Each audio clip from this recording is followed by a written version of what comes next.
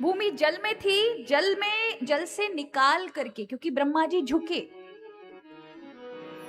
चारों मस्तकों को उन्होंने झुकाया और तब पुकार की। जब व्यक्ति समर्पित होकर के, समर्पण के साथ भगवान को पुकारता है तो प्रभु सुनते हैं, दौड़े चले आते हैं।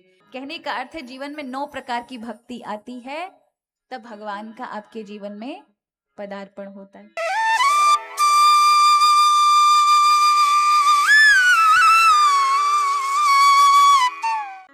तो ब्रह्मा जी के आरंभ में, उत्पत्ति से मनु महाराज का प्राकट्य हुआ। मनु महाराज ने सबसे पहले सर्वप्रथम भूमि मांगे। क्या मांगे? भूमि मांगे। भूमि चाहिए रहने के लिए। भूमि जल में थी, जल से निकाल करके, क्योंकि ब्रह्मा जी झुके, चारों मस्तकों को उन्होंने झुकाया और तब पुकार की। जब व्यक्ति समर्पित होकर के, समर्पण के साथ भगवान को पुकारता है तो प्रभु सुनते हैं, दौड़े चले आते हैं। ब्रह्मा जी की नासिका से भगवान की उत्पत्ति हुई सूकर रूप में, जिनको हमने वराह नाम दिया। वर माने श्रेष्ठ, अह माने दिन। जिस दिन पृथ्वी जल से निकली वो श्रेष्ठ दिन था। उस दिन बड़ा उत्सव मनाया सबने। क्यों? क्योंकि भूमि आई। जिस शक्ति ने, ये किसी मनुष्य शक्ति ने नहीं जल से पृथ्वी को निकाला। किसने निकाला? जिस शक्ति ने निकाला वो परमात्मा की शक्ति है, जिसका नाम वराह, इसलिए उन्हें यज्ञ पुरुष कहा जाता है। हमारे यहाँ पास में ही कासगंज में सोरो स्थान है। कौन सा स्थान है? सब जानते हैं सोरो जी के बारे में? नहीं जानते? अपने उत्तर प्रदेश में ही है। अब कैसे बताऊं आपको? कासगंज के पास, कासगंज तो सुना होगा आप लोगों ने, कासगंज के अंदर ही है सोरो जी। वही है वाराह भगवान की भूमि।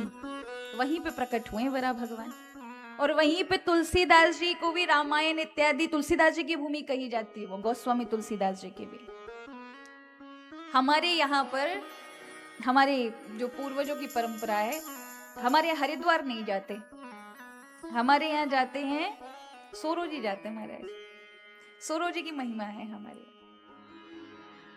ऐसे नहीं कि गंगा की महिमा नहीं है, हरिद्वार में तो गंगा सर्व सामर्थ्यवान मानी जाती है, किंतु हमारे यहाँ परंपरा में सोरो जी की महिमा है। और प्राय ब्रजवासियों में सबसे ज्यादा, ऐसे तो सबकी महिमा है, पर हमारे यहाँ जमुना जी की बड़ी महिमा मानते हैं महाराज। तो सोरो जी में तो जाते हैं, पर यमुना जी को बहुत अत्यधिक महत्व है। तो ये वराह भगवान जब निकले तो इन्होंने देखा कि जैसे ही पृथ्वी को लेकर बाहर निकाल कर लेकर आए, उसी समय एक असुर आ गया जिसका नाम था हिरण्याक्ष, और वो कहता ये मेरी है।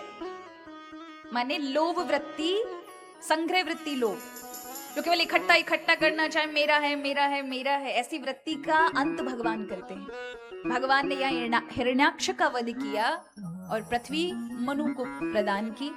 इन्हीं मनु महाराज की पहली कन्या का नाम है देवहूति, दूसरी का नाम है आकुति, तीसरी का नाम है प्रसूति। 2 पुत्र हैं, उत्तानपाद और प्रियव्रत। तो देवहूति के विषय में आता है कि इनका विवाह कर्दम ऋषि से हुआ। ये कर्दम ऋषि ब्रह्मा जी की छाया से उत्पन्न हुए थे। इन्होंने तप किया, और तब भी किस लिए किया? एक श्रेष्ठ पत्नी से मेरा विवाह हो और मेरे घर भगवान आए पुत्र बनकर, तो मैं संसार में भी रहूं तो भी तर जाऊं। भगवान ने वरदान दिया और कहा चिंता ना करो, मैं सांख्य शास्त्र की रचना के लिए तुम्हारे यहाँ पुत्र रूप में आऊंगा, विवाह कर लो, तुम्हें कहीं जाने की जरूरत नहीं है। तीसरे दिन यहीं पर देवहूति आएंगी अपने पिताजी के साथ, और वो जब तुम्हारे अपनी बेटी का हाथ तुम्हारे हाथ में दे तो मना मत करना। कर्दम ऋषि बैठे, तीसरे दिन देवहूति को लेकर मनु महाराज आए, विवाह हुआ, 9 कन्याएं हुई, और 10वें में हुए कपिल भगवान। कहने का अर्थ है जीवन में 9 प्रकार की भक्ति आती है, तब भगवान का आपके जीवन में पदार्पण होता है।